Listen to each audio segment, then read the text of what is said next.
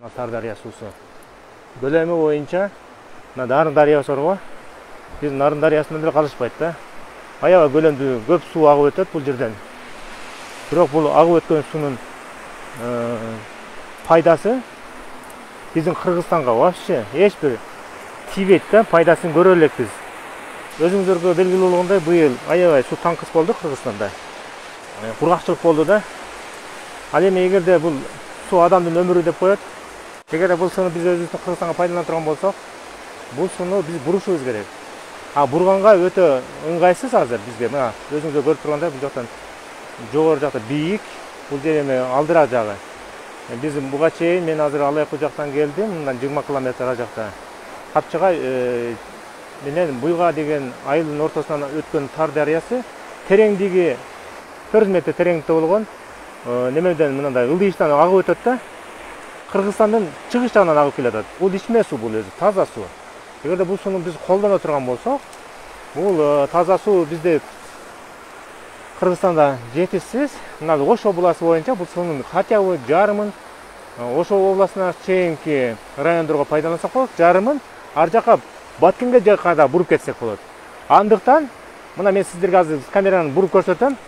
Мына ушул көпүрөнүн түштүк жагынан сууну буруп алып өтүш керек да. Мына жерде канчалаган суусуз жаткан талалар жатат. Ошолордун баардыгы суу менен камсыз болуп, эгин талаларыбыз суу менен камсыз болуп, эгиндүү болот элек. Бак дарактарыбыз дагы суу менен камсыз болуп, бул биздин Кыргызстандын экономикалык жактан өнүгүшүнө чоң зор түрткү берет эле да. Мына сиздер көрүп турган Ылайтала айылы. Азыр биз өткөн мына көпүрө. Мына сууну агып ушундай өтөт. Бул суудан Ылайтала айылы дагы Каракулжа районунун бир дагы жашоочусу пайдалана албайт. Только ушул мунун күнү ушул Өзбекстан, андан ары Таджикстан, андан ары Казакстан көрөт. Каракулжа деген ушул болот.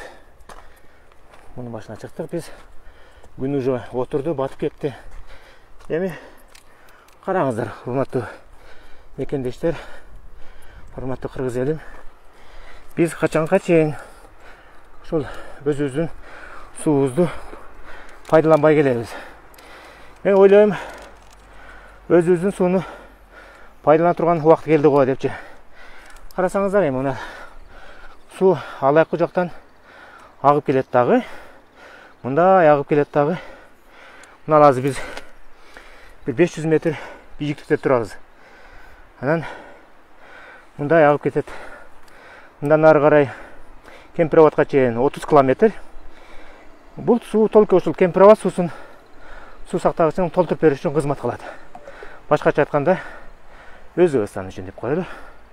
Мына караңыздар, бул жерден бир дагы суу мындай бурулуп жогору чыккан эмес да. Бүт барды ушул агып кетет. Мына Саргамыш айылы, мындан ары карай.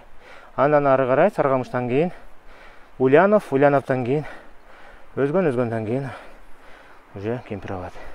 Эгерде биз сууну биз айтып өткөн Капчыгай айыл өкмөтүнөн бура турган болсок, ал Капчыгай айыл өкмөтү немеден башталат? Терек суу айылынан башталат. Ошо Терек суу деген анан Буйга деген айылдар бар. Терек суу менен Буйганын ортосунан платинан курсак, ушу Чалма айылынан неме өтөт? Мурун эски каналдын изи бар, мурун Союз мезгилинде курулуп аткан, бирок бүтпөй калган эле. Мына ушул канал аркылуу алып келе турган болсок сууну, Чалма айылынан бери мына ушул Ылайтала айылына чейин 10 километрди түзөт. Мына ушул 10 километр, 15-20 километр деп коелу максимум. 20 километрди түзөт. Ушу Ылайтала айылынын үстү жагынан мындай көрүнүп турат го Ылайтала. Ушул айылдын үстү жагынан мындайынан канал агып өтөт эле да. Каналды казып өтсөк, эми бу уровень боюнча уровеньге салып туруп алып өтө турган болсок, ой, бул мындан ары карай Ульянов айылы турат. Ульяновтан кийин ар жакта Жалпакташ, жанагы өзгөндөн Жалпакташ деген айыл суу менен камсыз болот эле. Жалпакташтан ары Куршаптын жогору жагынан өтөт. Ал жакта да бир топ мемелер бар. Андан тышкары нар жакта 30 адыр, Кара суу районунун 30 адыры. Ошол 30 адырдын жогору жагынан өтөт да бул суу, эгерде алып өтө турган болсок. Мына ушул сууну эгер толук алып өтө турган болсо, жарымы Ошко чейин, жарымы Ош областы боюнча камсыз болот эле да. Мына кайрак жерлерде жайгашкан суат жерлер үчүн мына ошол кайрак жерлерге ушул сууну тартып барсак болот. Андыктан бизге эмне керек? Демилге керек, биримдик керек, анан ынтымак керек да. Ушундай ынтымак жол менен бул сууну ушул жакка чейин алып барсак болот, туугандар.